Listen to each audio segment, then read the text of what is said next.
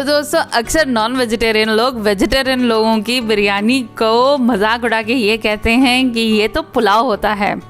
अरे इनको क्या पता बिरयानी और पुलाव का अंतर। मैं बताती हूँ आपको इस वीडियो में। Hello my dear smart chefs, कैसे हैं आप आज? होपफुली सब ठीक ठाक होंगे। तो मैं हूँ श्वेता और मैंने सोचा कि इससे पहले गोभी सीजन से चली जाए तो आज मैं आपके लिए लेके आई हूँ गोभी बिरयानी की रेसिपी। तो चलिए वीडियो देख लेते हैं। तो इसे बनाने के लिए यहाँ पे हमने आधा कटोरी दही ले लिया है। ये एकदम फ्रेश दही होना चाहिए। और अब हम इसमें 1 टीस्पून धनिया पाउडर डाल देंगे, स्वाद अनुसार लाल मिर्च पाउडर और नमक डाल देंगे और सभी चीज़ों को मिक्स कर देंगे। तो यहाँ पे हमने एक मैरिनेशन तैयार करा है जिसमें अब हम अपनी सब्जियों को मैरिनेट करेंगे। तो दोस्तों पहले भी मैंने आपके साथ बिरयानी की रेसिपीज शेयर करी हैं, उसमें मैंने सब्जियों को फ्राई करके डाला था, मगर आज हम इनको मैरिनेट करके डालेंगे। तो यहाँ पे मैंने एक मीडियम साइज़ का आलू लिया है जिसको मैंने ऐसे ही काट लिया था, 1 शिमला मिर्च ली है और अब आती है हमारी स्टार ऑफ द शो गोभी। तो गोभी के फ्लोरेट्स को मैंने अलग करके अच्छे से वॉश करके लिया है और इसको भी हम इसमें डाल देंगे। और यहाँ पे मैं रेजिस्ट नहीं कर पा रही थी क्योंकि मटर सीजन में है, तो मैंने यहाँ पे आधा कटोरी मटर भी डाल दी है। मटर को स्किप भी कर सकते हैं मगर इसको डालने से बिरयानी और भी ज़्यादा टेस्टी बनेगी।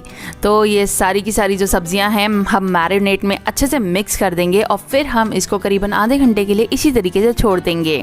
जब तक हमारी जो सब्जियां हैं वो मैरिनेट हो रही है, इतनी देर में हम अपनी बिरयानी की बरिस्ता तैयार कर लेते हैं। बरिस्ता बोले तो भुना हुआ प्याज। तो भुने हुए प्याज को बनाने के लिए यहाँ पे हमने कढ़ाई लिया और इसमें थोड़ा सा ज़्यादा सा ऑयल लेंगे। कम ऑयल में दोस्तों प्याज उस तरीके से नहीं भुनता है जिस तरीके से हमें बिरयानी में भुना हुआ चाहिए। तो ऑयल को हम हल्का गर्म कर लेंगे और फिर हम इसमें डाल देंगे 3 मीडियम साइज़ के प्याज और इनको हमने इस तरीके से लंबा लंबा काटा है। इसको मिक्स कर देंगे ऑयल में अच्छे से। तो दोस्तों इस समय अगर आप चाहें तो अपने दूसरे काम कर सकते हैं, मतलब इसको हल्का सा मिक्स कर दीजिए और इसको ऐसे ही छोड़ दीजिए। अपने आप मसाले निकाल करके तैयार कर सकते हैं क्योंकि इस समय इसको जलने का डर नहीं होता है। मगर जब आपका प्याज इस स्टेज पे आ जाए तब आप कढ़ाई को छोड़ के बिल्कुल भी मत जाइएगा, इसको लगातार चलाते हुए भूनिएगा ताकि इसकी भुनाई एकदम एक सार हो और ये परफेक्टली भुने, वरना इसको जलने में बिल्कुल भी टाइम नहीं लगता है। और यहाँ पे हमारी जो प्याज है वो काफ़ी कुछ भुन चुकी है, काफ़ी अच्छे से भुन चुकी है। तो अब हम इसको निकाल लेंगे। दोस्तों इसी स्टेज पे इसको निकाल लीजिएगा क्योंकि प्याज को अभी ऑयल में से निकालने के बाद भी इसकी बाद में कुकिंग होती रहेगी, तो ये अभी और भी ज़्यादा डार्क होगा।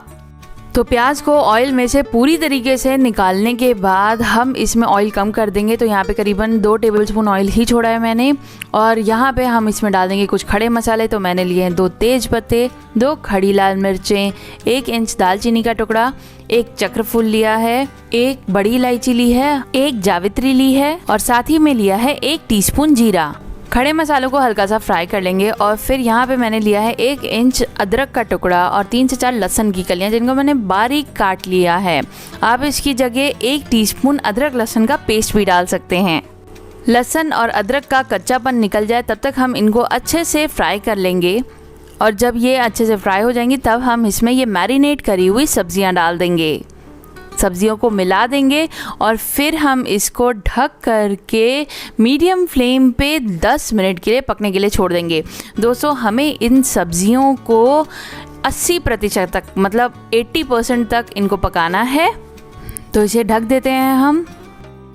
तो यहाँ पे 15 मिनट बाद हमारी जो सब्ज़ी है वो 80% तक गल चुकी है। यहाँ पे मैं आपको गोभी का पीस दिखा देती हूँ।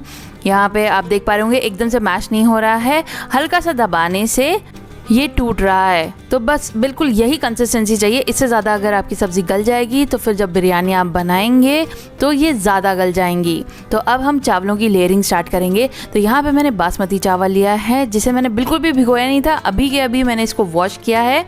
तो इसको सब्ज़ी के ऊपर हम अच्छे से फैला देंगे।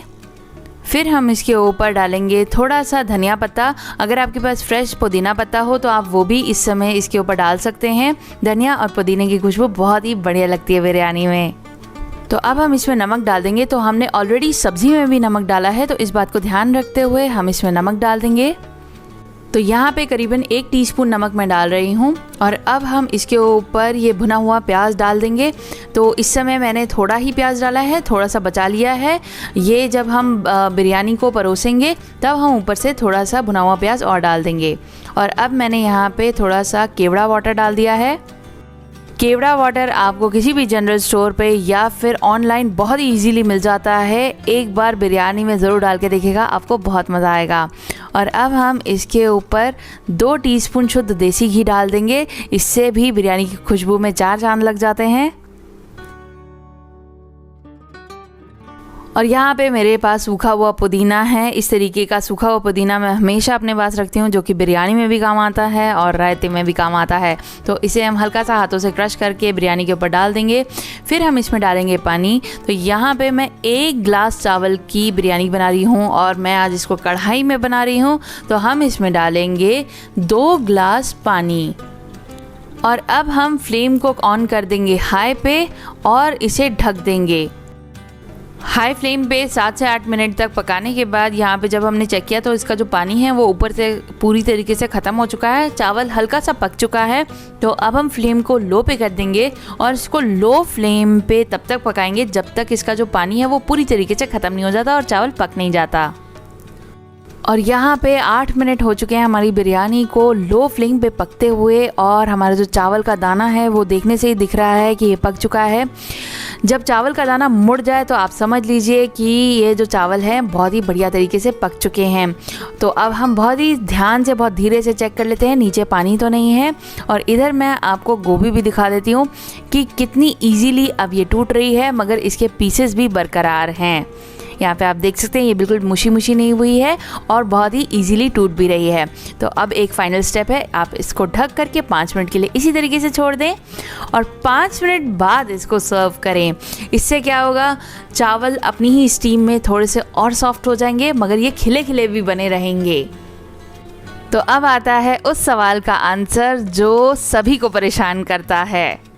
तो दोस्तों, बिरयानी और पुलाव में सबसे मेन अंतर यही होता है कि बिरयानी में खड़े मसाले डाले जाते हैं और यहीं पे अगर आप पुलाव बना रहे होंगे तो इन सभी मसालों को पीस दीजिएगा। मतलब उसमें गरम मसाला पड़ता है, उसमें खड़े मसाले नहीं पड़ते हैं। ऑल्दो पुलाव बनाते समय भी हम खड़े मसाले डाल देते हैं, घर में तो हम कैसे भी कुकिंग कर लेते हैं, उसमें कोई बात ही नहीं है। दूसरा, बिरयानी में लेयरिंग होती है। बिरयानी में हम प्याज को इस तरीके से भून करके डालते हैं, मतलब बरिस्ता बना करके डालते हैं। तो ये कुछ बेसिक से डिफरेंसेस हैं पुलाव और बिरयानी के। तो दोस्तों, अगली बार अगर आपको कोई भी ये कहे कि वेजिटेरियन बिरयानी तो पुलाव होता है, तो आप उनके सामने ये सभी पॉइंट्स रखिएगा और मुस्कुरा के कहिएगा एन्जॉय।